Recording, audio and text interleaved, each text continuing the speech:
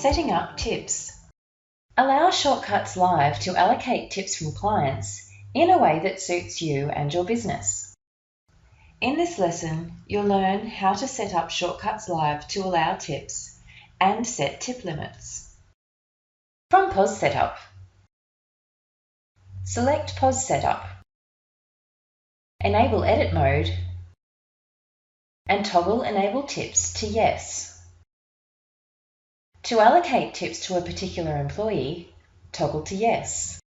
However, if you want to allocate tips to the business as a whole, this toggle should be set to No. If you would like Shortcuts Live to prompt you for a tip amount whenever a card transaction is processed, toggle this option to Yes. You can set tip limits as both a percentage of the sale or a dollar amount. Enter these amounts in the fields as required.